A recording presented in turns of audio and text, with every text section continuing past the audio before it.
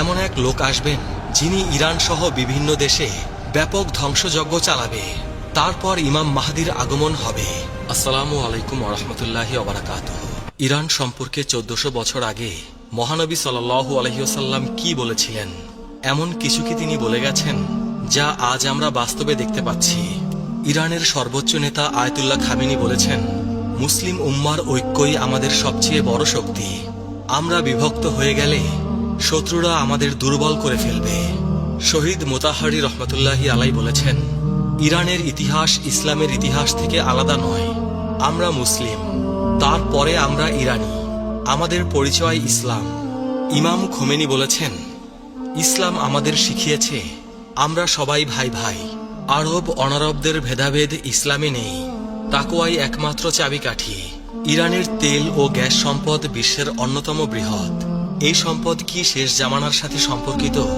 হাদিসে ইমাম মাহদির শাসনামলের বৈশিষ্ট্য বর্ণিত হয়েছে। আকাশ থেকে প্রচুর বৃষ্টিপাত, জমিনে ফসলের প্রাচুর্য এবং তখন সম্পদের ন্যায্য বন্টন হবে। ইরানের তেল সম্পদ যদি ন্যায়সঙ্গতভাবে বিতরণ করা হয় তবে হাদিসের এই ভবিষ্যৎবাণীর সাথে মিলে যাবে। তবে তার আগে বড় যুদ্ধ ও ধ্বংসযজ্ঞের ভবিষ্যৎবাণী রয়েছে। নবী করিম সাল্লাল্লাহু আলাইহি ওয়াসাল্লাম বলেছেন, হত্যাকাণ্ড বৃদ্ধি পাবে। আধুনিক অস্ত্র দিয়ে এক মুহূর্তে হাজার হাজার মানুষ হত্যা করা সম্ভব। ইরানের ক্ষেপণাস্ত্র ও ড্রোন প্রযুক্তি সেই সক্ষমতা রাখে। ইরানের সর্বোচ্চ নেতা আয়াতুল্লাহ খোমেনি ইমাম মাহদির আগমনে বিশ্বাস করেন এবং বলেন, আমরা ইমাম মাহদির আগমনের জন্য অপেক্ষা করছি। তার আগমনের পূর্বে আমাদের দায়িত্ব হলো ইসলামী সমাজ গঠন করা। ইরান আজ বিশ্বের অন্যতম প্রধান ইসলামী দেশ। 85 মিলিয়ন মানুষের এই দেশের 99 ভাগেরও বেশি মুসলিম। এই দেশ নিজেকে ইসলামী প্রজাতন্ত্র হিসেবে পরিচয় দেয়। কিন্তু জানেন কি, এই দেশের ভাগ্য নিয়ে নবী করিম সাল্লাল্লাহু আলাইহি সাল্লাম কত কথা বলে গেছেন। আল্লাহ রাসূল সাল্লাল্লাহু আলাইহি সাল্লাম ইরশাদ করেছেন, আমার উম্মতের একটি দল সর্বদা সত্যের ওপর প্রতিষ্ঠিত থাকবে। প্রশ্ন হলো, সেই দলে কি ইরানের লোকেরাও আছে? আজ আমরা 20টি ভবিষ্যৎবাণী নিয়ে আলোচনা করব। কিছু হাদিস আপনাকে শিহরিত করবে, কিছু আপনাকে ভাবিয়ে তুলবে, আর কিছু আপনার ঈমানকে শক্তিশালী করবে। আল্লাহ তাআলা পবিত্র কুরআনে ইরশাদ করেছেন, হে মানুষ, আমি তোমাদের সৃষ্টি করেছি এক পুরুষ ও এক নারী থেকে, আর তোমাদের বিভক্ত করেছি বিভিন্ন জাতি ও গোত্রে, যাতে তোমরা একে অপরের সাথে পরিচিত হতে পারো। তোমাদের মধ্যে আল্লাহর কাছে সেই সর্বোত্তম যে তোমাদের মধ্যে সর্বাধিক মুত্তাকি। সূরা আল হুজরাত আয়াত 13। প্রথম ভবিষ্যৎবাণী, সিফাত যুদ্ধ ও ইরান, 657 খ্রিস্টাব্দ। ইসলামের ইতিহাসের এক গুরুত্বপূর্ণ অধ্যায়, সিফাত যুদ্ধ। আলী রাদিয়াল্লাহু তাআলা আনহু ও মুয়াবিয়া রাদিয়াল্লাহু তাআলা আনহুর মধ্যে এই যুদ্ধ সংগঠিত হয়। কিন্তু জানেন কি, এই যুদ্ধে ইরানীদের ভূমিকা কি ছিল? ইরান থেকে আগত সাহাবীরা, বিশেষ করে সালমান ফার্সি রাদিয়াল্লাহু তাআলা আনহুর অনুসারীরা এই যুদ্ধে আলী রাদিয়াল্লাহু তাআলা আনহুর পক্ষে লড়েছিলেন। নবী করিম সাল্লাল্লাহু আলাইহি সাল্লাম বলে গিয়েছিলেন, এমন ফিতনা আসবে যাতে বসে থাকা ব্যক্তি দাঁড়ানো ব্যক্তির চেয়ে উত্তম হবে। সহিহ বুখারী। সিফাত যুদ্ধ ছিল সেই ফিতনার অংশ। ইতিহাস বলে, ইরানি মুসলিমরা সংখ্যাগরিষ্ঠ ছিল। ইরানি মুসলিমরা ছিল আলী রাদিয়াল্লাহু তাআলা আনহুর সমর্থক। যুদ্ধের পর একদল ইরানি আলী রাদিয়াল্লাহু তাআলা আনহুর কাছে এসে বললেন, আমরা আপনার জন্য জান ও মাল কোরবান করতে প্রস্তুত। আলী রাদিয়াল্লাহু তাআলা আনহু তাদের দিকে তাকিয়ে বললেন, তোমরা সেই জাতির সন্তান যাদের সম্পর্কে মহানবী সাল্লাল্লাহু আলাইহি ওয়াসাল্লাম ভবিষ্যৎবাণী করেছিলেন। ইতিহাস সাক্ষ্য দেয়, ইরানি মুসলিমরা সবসময় সত্যের পক্ষে দাঁড়িয়েছে। 2. দ্বিতীয় ভবিষ্যৎবাণী, আধুনিক ইরানের ভবিষ্যৎ। এখন প্রশ্ন, আধুনিক ইরানের কি হবে? নবী করিম সাল্লাল্লাহু আলাইহি ওয়াসাল্লাম কি এ বিষয়ে কিছু বলে গেছেন? হয়তো সরাসরি বলেননি, কিন্তু একটি হাদিসে তিনি বলেছেন, আল্লাহ এই উম্মতের জন্য প্রতি 100 বছর পর এমন কাউকে পাঠাবেন যারা তাদের ধর্মকে সংস্কার করবে। আবু দাউদ। 1979 সালে ইরানে যে ইসলামী বিপ্লব ঘটেছিল, এই বিপ্লব কি মহানবী সাল্লাল্লাহু আলাইহি সাল্লামের সেই হাদিসের উদাহরণ? অনেক বিশ্লেষক মনে করেন, এই বিপ্লব বিশ্বব্যাপী ইসলামী জাগরণের সূচনা করেছিল। আজকের ইরান একটি ইসলামী প্রজাতন্ত্র। ইরানের সর্বোচ্চ নেতা আয়াতুল্লাহ খামেনি। ইরানের পারমাণবিক কর্মসূচি আন্তর্জাতিক বিতর্কের কেন্দ্র। নবী করিম সাল্লাল্লাহু আলাইহি সাল্লাম আরো বলেছেন, শীঘ্রই বিভিন্ন জাতি তোমাদের বিরুদ্ধে একত্রিত হবে, যেমন খাদ্যের পাত্রের দিকে খাদকরা একত্রিত হয়। আবু দাউদ।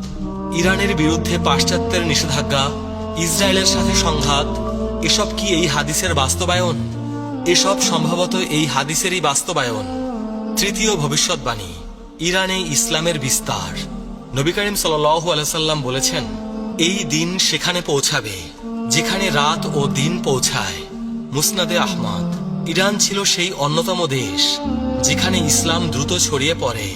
651 খ্রিস্টাব্দে সাসানিয়া সাম্রাজ্যের পতনের পর ইরানে ইসলামের বিস্তার শুরু হয়, কিন্তু এই বিস্তার সহজে হয়নি। উমাইয়া শাসনামলে ইরানিদের প্রতি বৈষম্যমূলক আচরণ করা হতো। তাদেরকে মাওয়ালি কিংবা কৃতদাস শ্রেণীর নাগরিক হিসেবে গণ্য করা হতো। হাজ্জাজ বিন ইউসুফ ফার্সি ভাষা ব্যবহার করা নিষিদ্ধ করে দিয়েছিলেন, কিন্তু ইরানিরা ধৈর্য ধারণ করে। তারা ইসলাম গ্রহণ করল, কিন্তু নিজেদের ভাষা ও সংস্কৃতি রক্ষা করল। ইতিহাসবিদ বার্নার্ড লুইস বলেছেন, ইরান প্রকৃতপক্ষে ইসলামী হয়েছিল, কিন্তু আরবীয় হয়নি। এই ভবিষ্যৎবাণী আজ সত্য হয়েছে।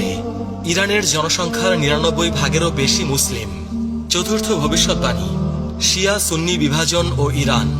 একটি জটিল কিন্তু সত্য বিষয়। শিয়া সুন্নি বিভাজন। নবী করিম সাল্লাল্লাহু আলাইহি সাল্লাম কি এ বিষয়ে কিছু বলেছেন? তিনি বলেছেন, তোমরা অবশ্যই তোমাদের পূর্ববর্তীদের পথ অনুসরণ করবে। সহিহ বুখারী।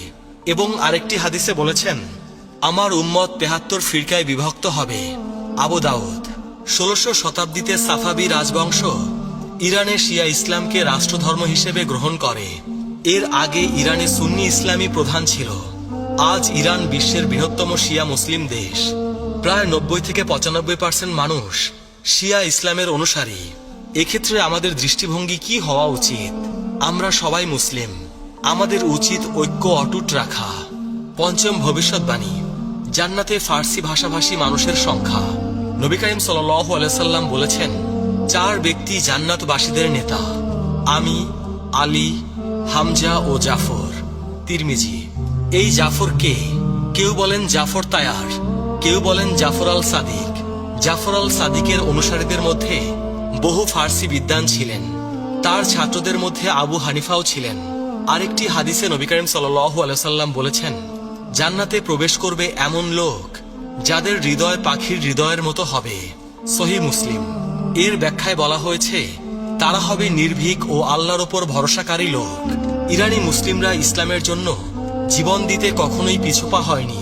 খোরাসানের মুজাহিদ, কারবালার শহীদ, ইরান ইরাক যুদ্ধের শহীদ সবাই জান্নাতের আশায় জীবন দিয়েছেন। ষষ্ঠ ভবিষ্যৎবাণী, ফার্সি ভাষায় কুরআন তিলাওয়াত। এক ফার্সি ব্যক্তি আরবি জানতেন না। তিনি কাঁদতে কাঁদতে নবী করিম সাল্লাল্লাহু আলাইহি সাল্লামের কাছে আরজ করলেন, ইয়া রাসূলুল্লাহ, আমি আরবি বুঝি না, আমি আমার ভাষায় আল্লাহর প্রশংসা করতে চাই। নবী করিম সাল্লাল্লাহু আলাইহি সাল্লাম চুপ করে রইলেন। তখন জিবরাইল আলাইহিস সালাম এসে বললেন, আল্লাহ বলেছেন, প্রতিটি জাতি তাদের নিজস্ব ভাষায় আমার ইবাদত করতে পারে।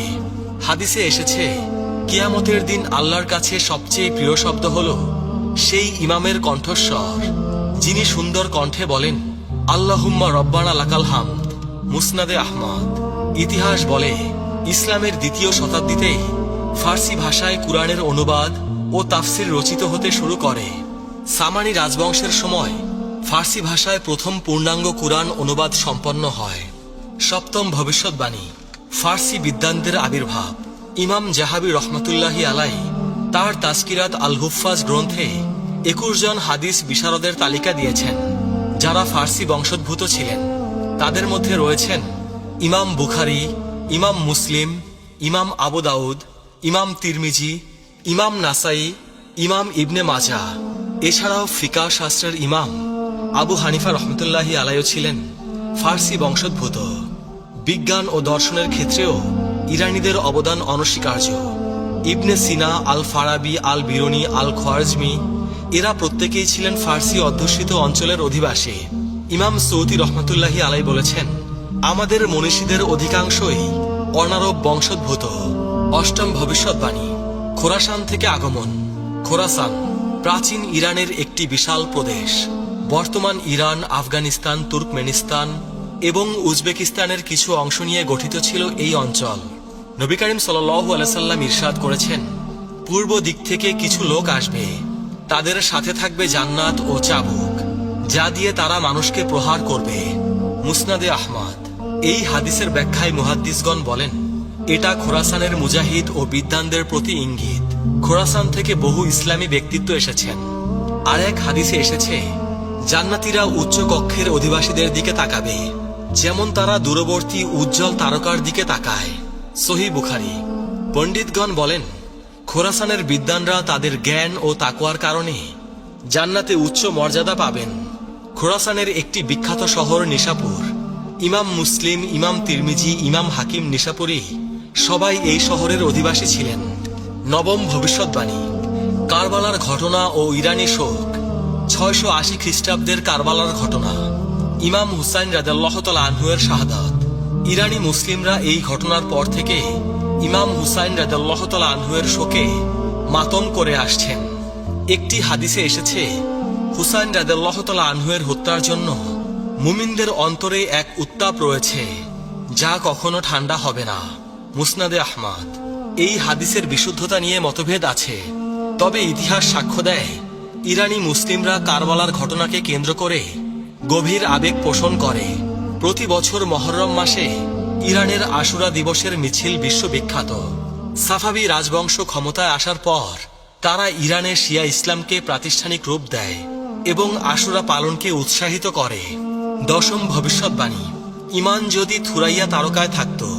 একবার এক ব্যক্তি ইমাম আবু হানিফা রহমতুল্লাহি আলাইকে জিজ্ঞেস করলেন, আপনার বংশ কোথায়?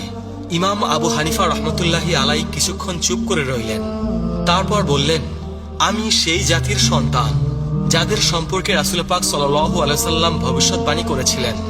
হযরত আবু হুরায়রা রাদিয়াল্লাহু তাআলা আনহু বর্ণনা করেছেন, আমরা নবী করিম সাল্লাল্লাহু আলাইহি সাল্লামের কাছে বসা ছিলাম। তখন তার উপর সূরা জুমুয়া নাজিল হলো।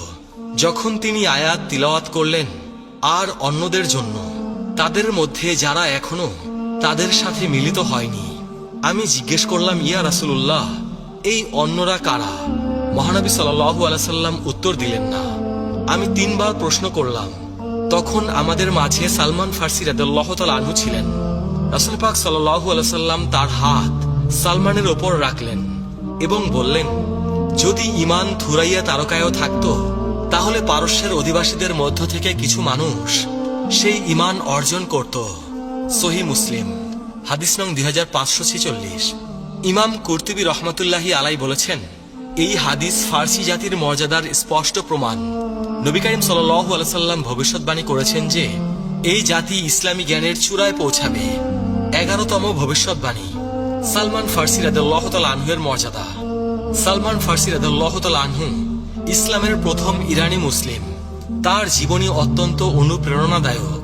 তিনি ইরানের একটি সম্ভ্রান্ত পরিবারে জন্মগ্রহণ করেছিলেন। সত্যের সন্ধানে নিজ দেশ ছেড়ে প্রথমে সিরিয়া, তারপরে আরবে পৌঁছান এবং অবশেষে মদিনায় এসে ইসলাম গ্রহণ করেন। নবী করিম সাল্লাল্লাহু আলাইহি সাল্লাম তাকে অত্যন্ত ভালোবাসতেন এবং বলেছিলেন, সালমান আমাদের আহলে বাইতের অন্তর্ভুক্ত। মুসনাদে আহমদ। সালমান রাদিয়াল্লাহু তাআলা আনহু এর মাধ্যমেই পারস্য সম্পর্কে নবী করিম সাল্লাল্লাহু আলাইহি সাল্লামের প্রথম ভবিষ্যৎবাণী প্রকাশ পায়। তার হাত ধরে বহু ইরানি ইসলামের ছায়ায় এসেছিলেন। ভবিষ্যৎবাণী 12। সূরা জুমুয়ার আয়াত ও ফার্সিদের আগমন।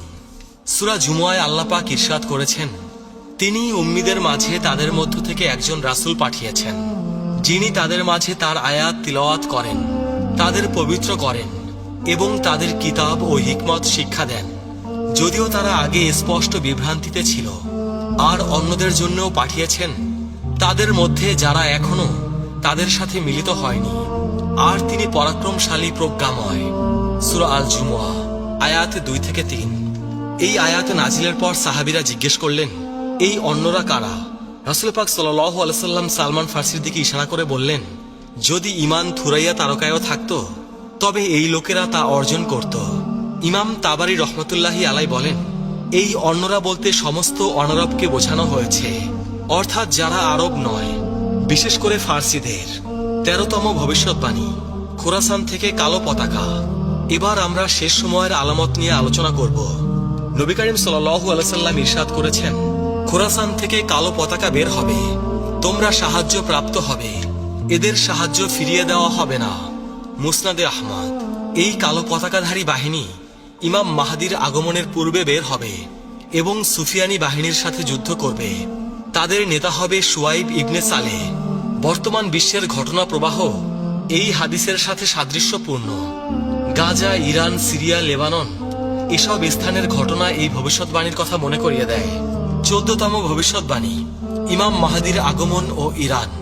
নবী করিম সাল্লাল্লাহু আলাইহি সাল্লাম ইরশাদ করেছেন, যদি দুনিয়ার একদিনও অবশিষ্ট থাকে তবে আল্লাহ সেই দিনকে দীর্ঘ করবেন যতক্ষণ না তিনি আমার পরিবারের একজন লোককে পাঠান, যার নাম আমার নামের মতো, যার পিতার নাম আমার পিতার নামের মতো। আবু দাউদ। ইতিহাসবিদগণ বলেন, ইমাম মাহদির আগমনের সময় ইরানের লোকেরা গুরুত্বপূর্ণ ভূমিকা রাখবে। শিয়া বিশ্বাস অনুযায়ী ইমাম মাহদি হলেন 12তম ইমাম, যিনি 941 খ্রিস্টাব্দে গায়েব হয়ে যান। তবে এই বিশ্বাসটি সহিহ নয়। সুন্নি বিশ্বাসেও ইমাম মাহদির আগমন একটি গুরুত্বপূর্ণ বিষয়। 15তম ভবিষ্যৎবাণী, সুফিয়ানি ও ইরান। সুফিয়ানি শেষ সময়ের একজন খারাপ চরিত্র। নবী করিম সাল্লাল্লাহু আলাইহি সাল্লাম বলেছেন, পূর্ব দিক থেকে আমার পরিবারের একজন লোক বের হবে, যাকে সুফিয়ানি বলা হয়। মুসনাদে আহমদ। সুফিয়ানি সম্পর্কে হাদিসে আরো বলা হয়েছে, সুফিয়ানি বের হবে এবং 33 মাস পৃথিবী শাসন করবে। মুসনাদে আহমদ। এই সময়ে তিনি ইরান সহ বিভিন্ন দেশে ব্যাপক ধ্বংসযজ্ঞ চালাবেন। তারপর ইমাম মাহদির আগমন হবে এবং তিনি সুফিয়ানির বিরুদ্ধে যুদ্ধ ঘোষণা করবেন। ইরানের ইতিহাসে সুফিয়ানির মতো অনেক শাসক এসেছে, যেমন মঙ্গল আক্রমণ, তিমুরলংয়ের আক্রমণ। ভবিষ্যৎবাণী 16, দাজ্জাল ও ইরান। দাজ্জাল শেষ সময়ের সবচেয়ে বড় ফিতনা। নবী করিম সাল্লাল্লাহু আলাইহি সাল্লাম বলেছেন, দাজ্জালের অনুসারী হবে আসফাহানের ইহুদিদের 70,000 লোক, যাদের পরনে থাকবে মোটা চাদর। সহিহ মুসলিম। হাদিস নং 2944। আসফাহান ইরানের একটি প্রাচীন শহর। আজও সেখানে একটি ইহুদি সম্প্রদায় বসবাস করে। নবী করিম সাল্লাল্লাহু আলাইহি সাল্লাম 1400 বছর আগে বলে গেছেন যে আসফাহানের ইহুদিরা দাজ্জালের অনুসারী হবে। ইমাম নববী রহমাতুল্লাহি আলাইহি এই হাদিসের ব্যাখ্যায় বলেন, এই হাদিস একটি স্পষ্ট ভবিষ্যৎবাণী যে দাজ্জালের অধিকাংশ অনুসারী হবে আসফাহানের ইহুদিরা। এটি নবুয়তের একটি বড় নিদর্শন। নবী করিম সাল্লাল্লাহু আলাইহি সাল্লাম বলেছেন, যে ব্যক্তি সূরা কাহফের প্রথম 10 আয়াত মুখস্থ করবে সে দাজ্জালের ফিতনা থেকে রক্ষা পাবে। সহিহ মুসলিম। ভবিষ্যৎবাণী 17, ইয়াজুজ মাজুজ ও ইরান। ইয়াজুজ মাজুজ দুটি বর্বর জাতি। আল্লাহ তাআলা কুরআনে বলেন, অবশেষে যখন ইয়াজুজ ও মাজুজকে খুলে দেওয়া হবে এবং তারা প্রতিটি উচ্চ স্থান থেকে ছুটে আসবে। অবশেষে যখন ইয়াজুজ ও মাজুজকে খুলে দেওয়া হবে এবং তারা প্রতিটি উচ্চ স্থান থেকে ছুটে আসবে। সূরা আল আম্বিয়া আয়াত 96। হাদিসে এসেছে, ইয়াজুজ মাজুজ বের হবে খোরাসানের দিক থেকে। তারা এত বেশি সংখ্যক হবে যে তাদের সামনে কোনো কিছুই টিকতে পারবে না। নবী করিম সাল্লাল্লাহু আলাইহি সাল্লাম বলেছেন, ইয়াজুজ মাজুজ প্রতিদিন প্রাচীর খোঁড়ে। যখন তারা সূর্যের আলো দেখতে পায় তখন তাদের নেতা বলে, ফিরে যাও, আগামীকাল আবার খুঁড়ব। মুসনাদে আহমদ। ইয়াজুজ মাজুজের আবির্ভাবের স্থান হিসেবে ইরান ও মধ্য এশিয়ার কথা বলা হয়। ইতিহাসে চেঙ্গিস খানের মঙ্গল বাহিনীকে অনেক মুসলিম ঐতিহাসিক ইয়াজুজ মাজুজের সাথে তুলনা করেছেন। চেঙ্গিস খান খোরাসান থেকে বেরিয়ে এসে সমগ্র মুসলিম বিশ্ব ধ্বংস করেছিলেন। আল্লামা ইকবাল তার কবিতায় বলেছিলেন, ইয়াজুজ মাজুজের বন্যা এসে গেল। ভবিষ্যৎবাণী 18, শৌবিয়া আন্দোলন ও ইরান। শৌবিয়া আন্দোলন 8ম-9ম শতাব্দীর একটি সাংস্কৃতিক আন্দোলন, যা আরব ও অনারবদের মধ্যে সমতা দাবি করে। এর নেতৃত্বে ছিল ইরানি মুসলিমরা। নবী করিম সাল্লাল্লাহু আলাইহি সাল্লাম বলেছেন, আরবদের কোনো অনারবদের ওপর শ্রেষ্ঠত্ব নেই, আবার অনারবদেরও কোনো আরবের ওপর শ্রেষ্ঠত্ব নেই তাকওয়া ছাড়া। মুসনাদে আহমদ। এই হাদিস শৌবিয়া আন্দোলনের মূল দাবির সাথে মিলে যায়। শৌবিয়ারা মনে করত ইসলাম সব জাতিকে সমান মর্যাদা দিয়েছে। শৌবিয়া আন্দোলনের ফলে ফার্সি ভাষা ও সংস্কৃতির পুনর্জাগরণ ঘটে। ফারদৌসির শাহনামা, রুদাকির কবিতা এসব এই আন্দোলনের ফল। আজকে আমরা কয়েকটি ভবিষ্যৎবাণী নিয়ে আলোচনা করলাম। কিছু ভবিষ্যৎবাণী স্পষ্ট, কিছু রহস্যময়, কিছু বর্তমান ঘটনার সাথে মিলে যায়। মনে রাখবেন, শেষ সময়ের আলামত নিয়ে গবেষণা করা জরুরি। তবে নির্দিষ্ট তারিখ বা ঘটনা নিশ্চিত করে বলা উচিত নয়। কিয়ামতের জ্ঞান একমাত্র আল্লাহর কাছে। আমাদের কর্তব্য ঈমান মজবুত করা, ইবাদত করা, দান করা, সৎ কাজের আদেশ দেওয়া, মুসলিম ঐক্য বজায় রাখা। নবী করিম সাল্লাল্লাহু আলাইহি সাল্লাম বলেছেন, মুসলিম মুসলিমের ভাই, সে তার উপর অত্যাচার করে না এবং তাকে অসহায় অবস্থায় ছেড়ে যায় না। সুতরাং ইরানের মুসলিমরা আমাদের ভাই। আমরা তাদের জন্য দোয়া করব, তাদের পাশে দাঁড়াবো এবং শেষ সময়ের সবচেয়ে বড় ফিতনা দাজ্জাল থেকে বাঁচতে আমরা দোয়া পড়ব। হে আল্লাহ, আমি আপনার কাছে কবরের শাস্তি থেকে, জাহান্নামের শাস্তি থেকে, জীবন ও মৃত্যুর ফিতনা থেকে এবং দাজ্জালের ফিতনা থেকে আশ্রয় চাই। আল্লাহ আমাদের সবাইকে হেদায়েত দান করুন। ইমাম মাহদির আগমনের সময় আমাদেরকে সত্যের পথে অবিচল রাখুন। দাজ্জালের ফিতনা থেকে আমাদেরকে রক্ষা করুন। আমাদের কবরকে জান্নাতের বাগানে পরিণত করুন। প্রিয় আখেরি নবীর উম্মত, আজকের ভিডিও এ পর্যন্তই। সবাই ভালো থাকবেন। আল্লাহ রাব্বুল আলামিন আমাদের সবাইকে হেদায়েত দান করুন। আমিন।